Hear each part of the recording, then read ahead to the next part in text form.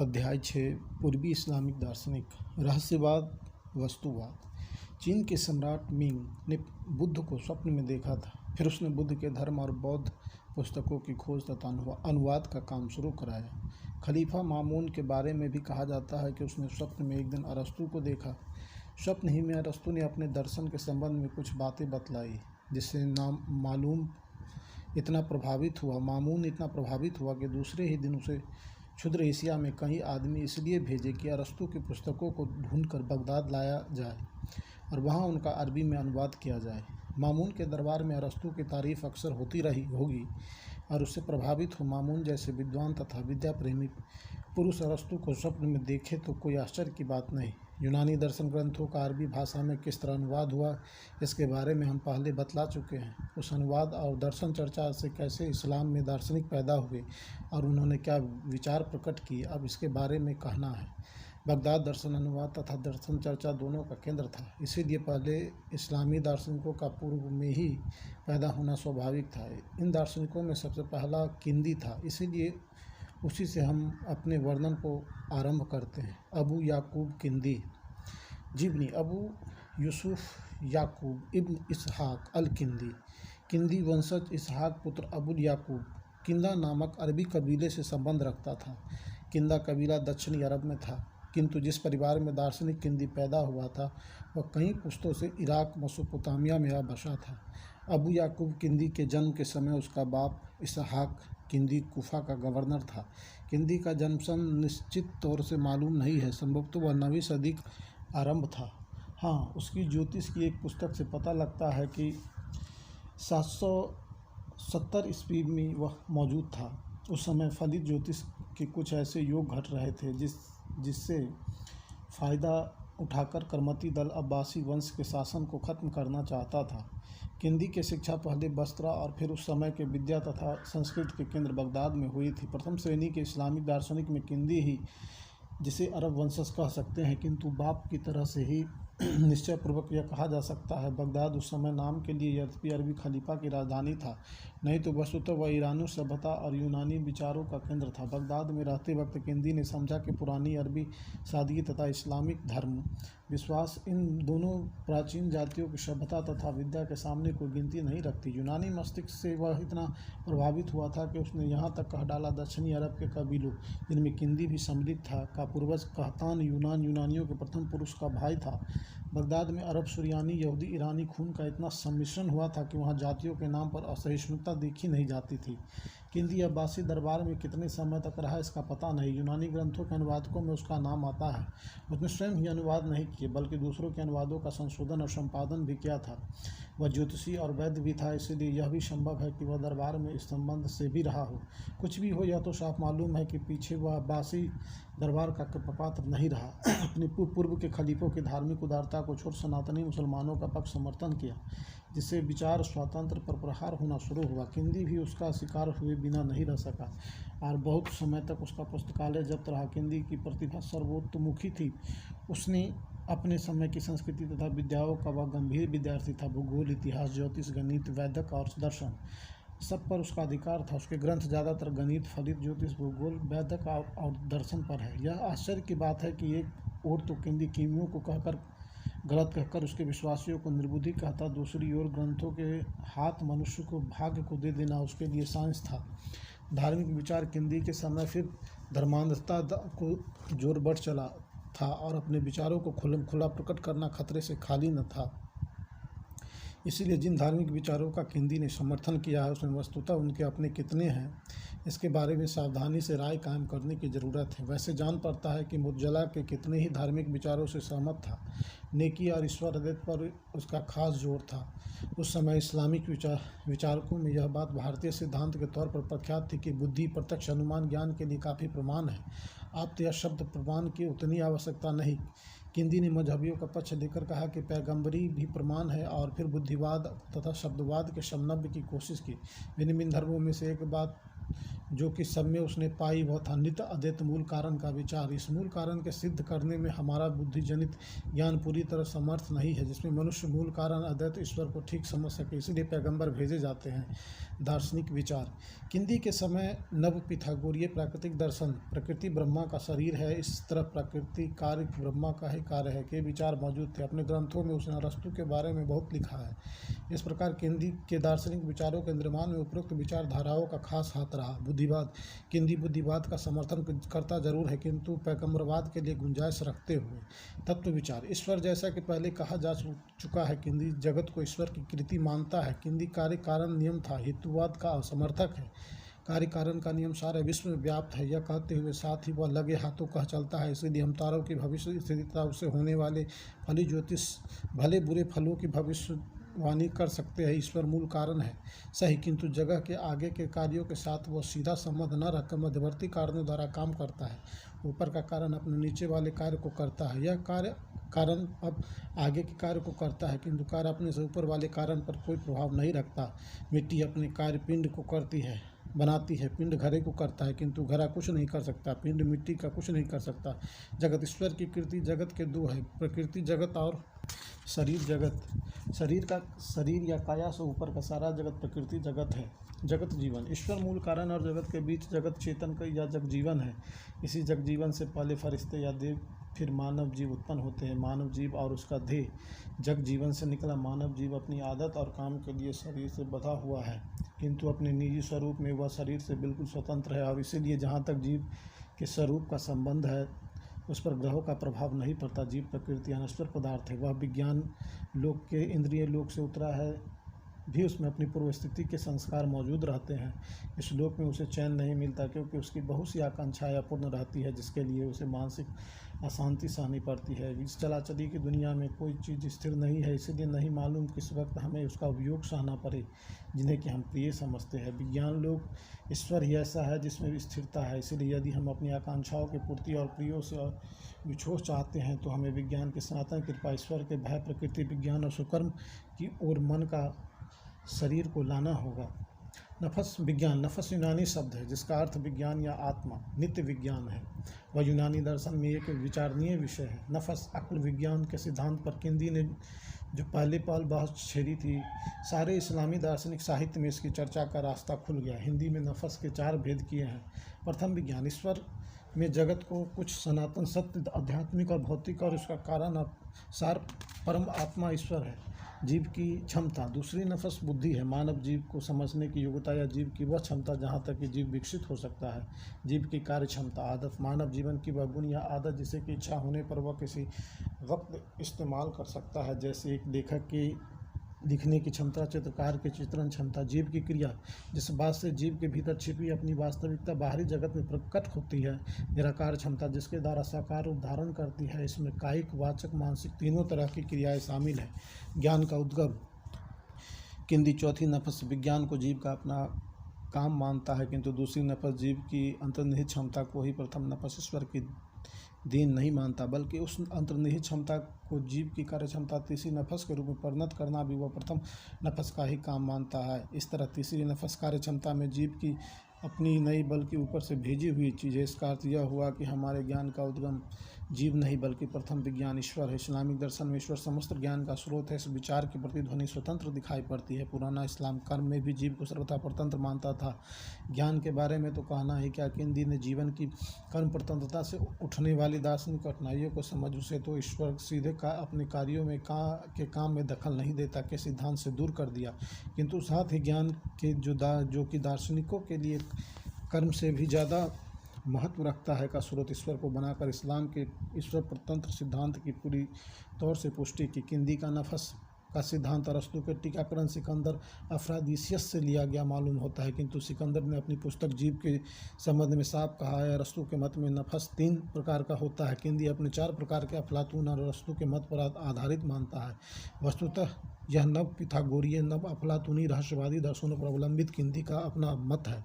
इंद्रिय और मन। नफस के सिद्धांत द्वारा ज्ञान के स्रोत को यद्यपि किंदी जीव से बाहर मानता है, तो जो भी वह रहस्यवाद से नीचे उतरता है तो वस्तु स्थिति की भी कद्र करना चाहता है और कहता है हमारा ज्ञान या तो इंद्रियों द्वारा प्राप्त होता है यह चिंतन मन की क्रिया कल्पना शक्ति द्वारा। वह स्वीकार करता है कि इंद्रिया केवल व्यक्ति या भौतिक स्वरूप को ही ग्रहण करती है, सामान्य या अभौतिक आकृति उनका विषय नहीं है। यही है दिग्नाक धर्मकृति का प्रत्यक्ष ज्ञान। प्रत्यक्ष कल्पानुगुण इंद्रियों से प्राप्त कल्पना रहित दिग्नाक धर्मकृति ने सामान्य आदि को कल्पना मूलक कहकर उन्हें वस्तु सत मानने से इनकार कर दिया। यद्यपि उन्हें व्यवहार सत मानने में उज्र नहीं है, किंतु ज्ञान को जीव के पास पराई थाती रखने वाला किंदी कल्पना चिंतन शक्ति से प्राप्त ज्ञान को वस्तुतः सत मानता।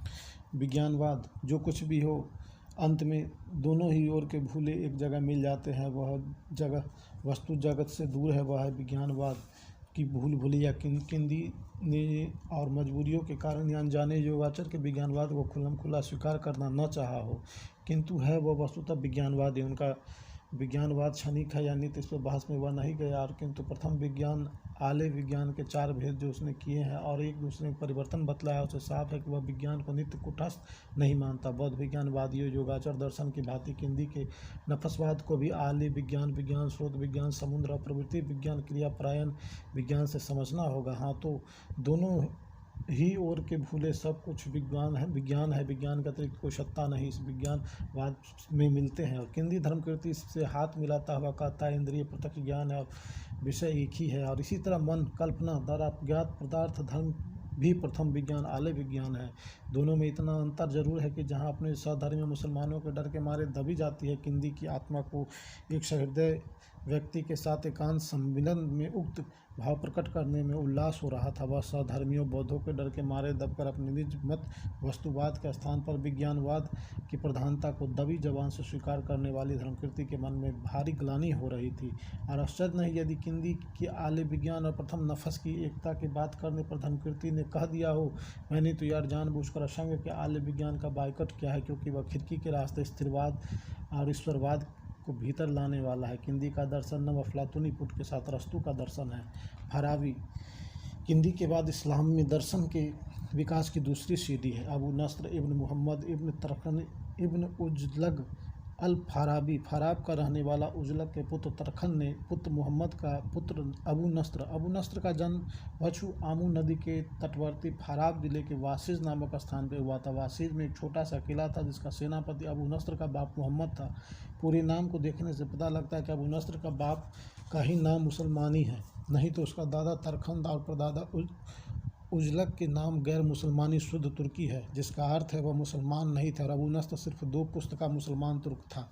फराबी के पिता को ईरानी सेनापति कहा गया है, जिसका अर्थ यही हो सकता है कि वह सफ़ारी या किसी दूसरे ईरानी शासक वंश का नौकर था। फराबी के वंश वृक्ष से यह भी पता लगता है कि मध्य एशिया में इस्लामी शासन स्थापित हुए 150 साल से ऊपर बीत चुके थे, किंतु अभी वहाँ के सारे लोग कम से कम तुर्क मुसलमान नहीं हुए थे। फराबी की दार्शनिक प्रतिभा और बुद्धि स्वातंत्र पर विचार करते हुए हमें 250 साल पहले उधर से गुजरे हेन चांग के वर्णन का भी ख्याल रखना होगा, जिसमें इस प्रदेश में सैकड़ों बड़े बड़े बौद्ध शिक्षणालयों और हजारों शिक्षित भिक्षुओं का जिक्र आता है। 2 पीढ़ी के न मुस्लिम के होने का मतलब है फराबी की जन्मभूमि में अभी बौद्ध दार्शनिक परंपरा कुछ न कुछ बची हुई थी। वछु तटवर्ती ये तुर्क विद्या और संस्कृति के समुन्नत थे, इनमें तो संदेह ही नहीं है। फराबी का प्रारंभिक शिक्षा अपने पिता के घर पर ही हुई थी। उसके बाद वह बुखारा या समरकंद जैसे अपने देश के उस समय भी ख्यातनामा विद्या केंद्र में पढ़ने गया या नहीं, इसका पता नहीं लगता। यह भी नहीं मालूम कि किस उम्र में वह इस्लाम की नालंदा बगदाद की ओर विद्या अध्ययन के लिए रवाना हुआ। किंदी तो जरूर उस समय तक मर चुका होगा, किंतु राजी जिंदा था। जन्मभूमि में बुद्धि स्वतंत्र की कुछ हल्की हवा तो उसे लगी ही होगी। बगदाद में आकर उसने योहत्रा इब्न हैलान की शिष्यता स्वीकार की। योहत्रा जैसे गैर मुस्लिम ईसाई विद्वान को अध्यापक चुनना भी फराबी के मानसिक झुकाव को बतलाता है। बगदाद में कैसा विचार स्वतंत्र का वातावरण कम से कम मुसलमानों की सनातनी जमात के बाहर था, इसका परिचय पहले मिल चुका है। फराबी ने दर्शन के अतिरिक्त साहित्य, गणित, ज्योतिष, वैद्य की शिक्षा पाई थी। उसने संगीत पर भी कलम चलाई है। फराबी को 70 भाषाओं का पंडित कहा जाता है। तुर्की तो उसकी मातृभाषा ही थी, फारसी उसकी जन्मभूमि की हवा में फैली हुई थी, अरबी इस्लाम की जबान ही थी। इस प्रकार इन 3 भाषाओं पर फराबी का अधिकार था, इसमें तो संदेह ही नहीं हो सकता। सुरियानी, इब्रानी, यूनानी भाषाओं को भी वह जानता होगा। शिक्षा समाप्त करने के बाद भी फराबी बहुत समय तक बगदाद में रहा। 9वीं सदी के अंत होते होते बगदाद के खलीफों की राजनीतिक शक्ति का भारी पतन हो चुका था।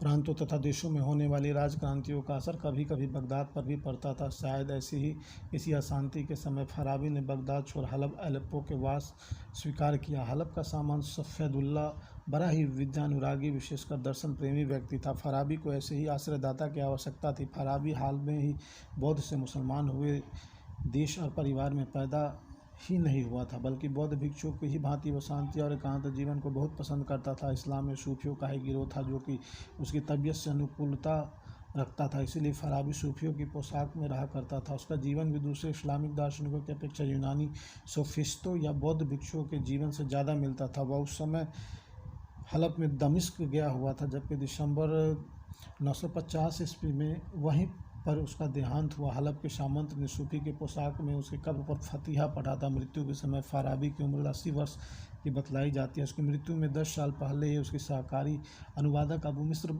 मता का देहांत हो चुका था। उसके शिष्य अबू जकरिया यदा इब्न आदि ने 81 साल की उम्र में शरीर छोड़ा। फाराबी की कीर्तियाँ। फाराबी की तरुणाई की लिखी हुई वह छोटी छोटी पुस्तकें हैं जिनमें उसने वाद विद्या और शारीरिक ब्रह्मवाद, नव पिथागोरीय प्राकृतिक दर्शन का जिक्र किया है, किंतु अपने परिपक्व ज्ञान का परिचय उसने अरस्तु के ग्रंथों के अध्ययन और व्याख्याओं में दिया है, जिसके ही लिए उसे द्वितीय अरस्तु या हकीम सानी दूसरा आचार्य कहा गया है। अरस्तु के गंभीर दर्शन और वस्तुवादी ज्ञान साइंस का यूरोप के पुनर्जागरण और उसके द्वारा आधुनिक संस्कृति के प्रवर्तन में कितना हाथ है, इसे यहाँ कहने की ज़रूरत नहीं है और इसमें तो शक नहीं है। अरस्तु के पुनरुज्जीवित करने में फाराबी की सेवाएं अमूल्य है। फाराबी ने अरस्तु के ग्रंथों की जो संख्या और क्रम निश्चित किया था वह आज भी वैसा ही है, इसमें शक नहीं।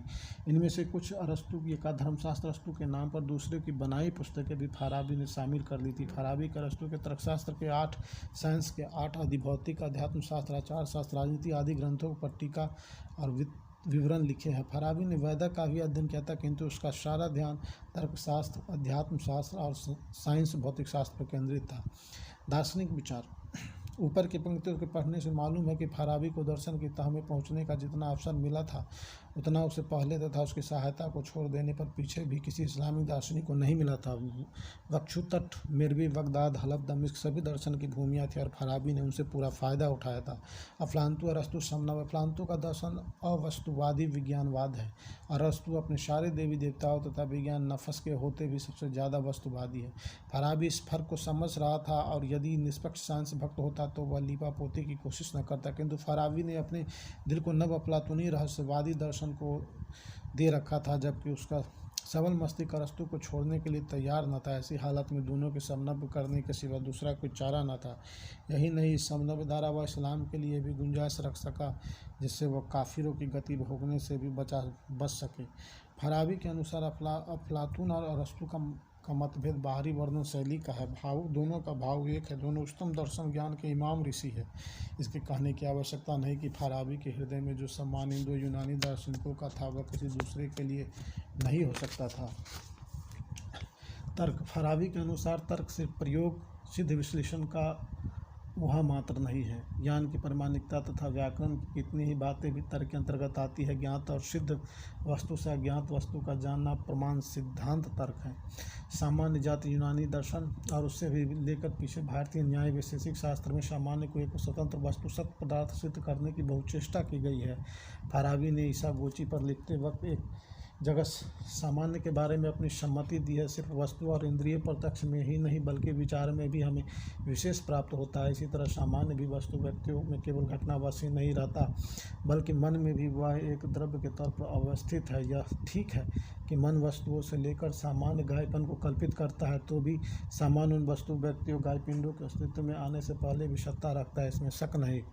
सत्ता क्या है? इसका उत्तर फाराबी देता है, वस्तु की सत्ता। वस्तु अपने स्वयं ही है। ईश्वर के अस्तित्व को सिद्ध करने के लिए फाराबी सत्ता को इस्तेमाल करता है। सत्ता दो ही तरह की हो सकती है, वह या तो आवश्यक है अथवा संभव। जिस किसी वस्तु की सत्ता संभव है वह संभव तभी हो सकती है यदि उसका कोई कारण हो। इस तरह हर एक संभव सत्ता कारक पूर्वक होती है, किंतु कारण की श्रृंखला को अनंत तक नहीं बढ़ा सकते, क्योंकि आखिर श्रृंखला के बनाने वाली क्रिया अनंत नहीं सात है। इस प्रकार हमारे लिए आवश्यक हो जाता है कि एक ऐसी सत्ता का मानना जो स्वयं कारण रहित रहते सबका कारण, जो कि अत्यंत पूर्ण अपरिवर्तनशील, आत्मतृप्त, परम शिव चेतन, परम विज्ञान व प्रकृति के सभी शिव सुंदर रूपों को जो इस अपने रूप में प्यार करता है। इस ईश्वर की सत्ता के अस्तित्व को प्रमाण द्वारा सिद्ध नहीं किया जा सकता, क्योंकि वह स्वयं प्रमाण तथा सत्य वास्तविकता को अपने भीतर रखते हुए स्वयं भी वस्तुओं का मूल कारण है। ऐसी स्थिति सत्ता का होना आवश्यक है, वैसे ही उसका एक अद्वैत ही होना भी आवश्यक है। दो होने पर भी उन्हें समानता असमानता दोनों होगी। इसके कारण एक दूसरे की टक्कर की प्रत्येक की सरलता नष्ट हो जाएगी। परिपूर्ण सत्ता का एक होना आवश्यक है। प्रथम सत्ता केवल एक तथा वस्तु सत्य है, उसी के ईश्वर कहा जाता है। सबके मूल कारण उसे एक सत्ता से सभी वस्तुओं के एक हो जाती है, वहाँ किसी तरह का भेद नहीं रहता।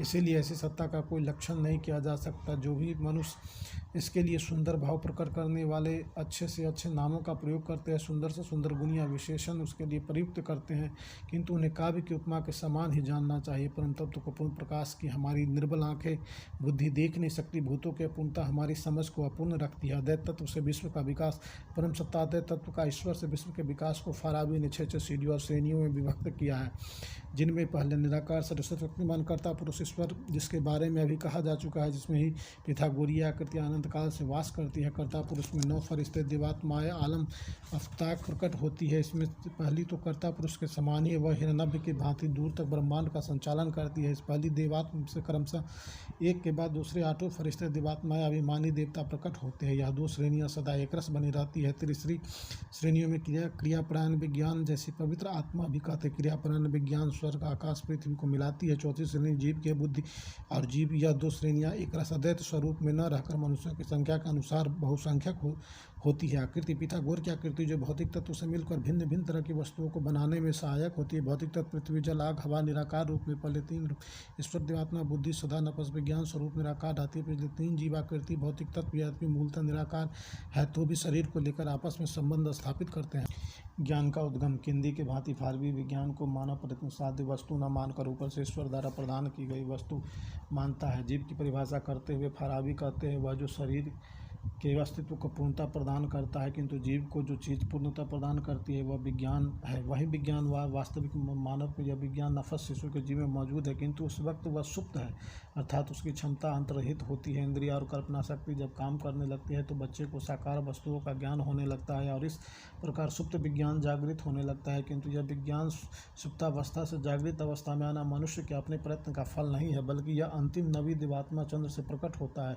दिवात्माएँ खुद स्वयंभू नहीं है, बल्कि वह अपनी सत्ता के लिए मूल विज्ञान पर अवलंबित है। जीव का ईश्वर में समागम मूल विज्ञान में समाना यही मानव का लक्ष्य फराबी से संभव करता है। आखिर मनुष्य का नफस अपने नज़दीक में अंतिम देवात्मा समानता रखता है, जिसे समान सब संभव नहीं है। देवात्मा के समाना मूल विज्ञान के सामने की ओर ले जाने वाली ही कदम है। यह समाना किसी तरह से हो सकता है, इसके लिए फराबी का मत है। जीवन में सबसे बढ़कर जो बात की जा सकती है वह है बुद्धि सम्मत ज्ञान, किंतु जब आदमी मर जाता है तो ऐसे ज्ञानी जीव को उसी तरह की पूर्ण स्वतंत्रता प्राप्त होती है जो कि नफस में ही संभव है। उस अवस्था देवात्म में समा जाने बाद पुरुष की व्यक्तित्व को खो बैठता है, वह मौजूद रहता है। इसका उत्तर फराबी साफ तौर पर देना नहीं चाहता है। मनुष्य मृत्यु के बाद लुप्त हो जाता है, एक पीढ़ी के बाद दूसरी पीढ़ी आती है।